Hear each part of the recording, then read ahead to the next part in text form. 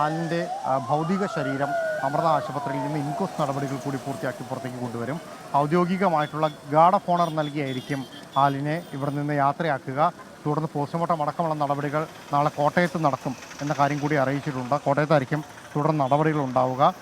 Kottayam medical കോളേജിൽ postmortem അടക്കമുള്ള നടപടികൾക്ക് മുന്നോടിയായിട്ടാണ് നിലവിൽ ഇവിടെ നിന്ന് ഔപചാരികമായി തന്നെ ഗാർഡ് ഓഫ് ഓണർ നൽകണം എന്നൊരു തീരുമാനത്തിലേക്ക് എത്തുന്നത്. ഈ സംസ്ഥാനത്ത് തന്നെ ഏറ്റവും പ്രായം കുറഞ്ഞ ഒരു അവയവദാതാവ് കൂടിയാണ് ആലിൻ എന്നുള്ളത് വലിയ പ്രത്യേകതയാണ്.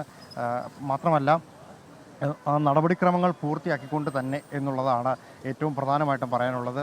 ഒരു കാര്യം പ്രധാനമായിട്ടും അത്തരം കാര്യങ്ങളെല്ലാം പരിഗണിച്ചുകൊണ്ട് തന്നെയായിരിക്കും തുടർ നീക്കങ്ങളും കാര്യങ്ങളും ഉണ്ടാവുക. ഏതായാലും 3 ഡോക്ടർമാരടങ്ങുന്ന സംഘം ആലിൻ്റെ അവയവങ്ങൾ കൊണ്ടുപോയിരിക്കുന്ന വാഹനത്തിൽ അകമ്പടിയായിട്ട് പോകുന്നുണ്ട്.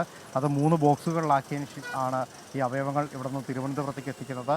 കിംസിലേക്കാണ് പ്രധാനമായിട്ടും എത്തിയതിന് ശേഷം അവിടെ നിന്നായിരിക്കും മറ്റ് ആശുപത്രികളിലേക്ക് എത്തിക്കുക. അവിടെ ആശുപത്രികളിൽ ഇതിന് വേണ്ടിയിട്ടുള്ള ഈ അവയവങ്ങൾ എത്തിയാൽ തന്നെ സർജറി അടക്കമുള്ള കാര്യങ്ങൾക്ക് വേണ്ടിയിട്ടുള്ള സജ്ജീകരണങ്ങളും പൂർത്തിയാക്കിയിട്ടുണ്ട് എന്നൊരു വിവരം കൂടി ലഭിച്ചിട്ടുണ്ട്. അതായത് ഇവരെ വരവേൽക്കുന്നതിന് വേണ്ടിയിട്ട് അവരെ എത്തിയതിനു ശേഷം തുടർ നടപടികൾക്ക് വേണ്ടിയിട്ടുള്ള സന്നാഹം ഒരുക്കി തിരുവനന്തപുരവും കാത്തിരിക്കുകയാണ്. ഇനി ആവശ്യമുള്ളത് തിരുവനന്തപുരത്ത് ഇത് എത്രയും പെട്ടെന്ന് എത്തുക, ഈ അവയവങ്ങൾ എത്രയും പെട്ടെന്ന് എത്തുക എന്നുള്ള കാര്യം കൂടിയാണ് എന്നുള്ളത് എടുത്തു പറയണം. അതായത് ഡോക്ടർ വർഗീസ് എൽദോ കിംസ് ആശുപത്രിയിൽ നിന്നും ഇവരോടൊപ്പം അക്കമ്പനിയായ ആംബുലൻസിലുണ്ട് എന്നൊരു കാര്യം കൂടിയാണ് നമുക്ക് അറിയാൻ കഴിഞ്ഞിരിക്കുന്നത്.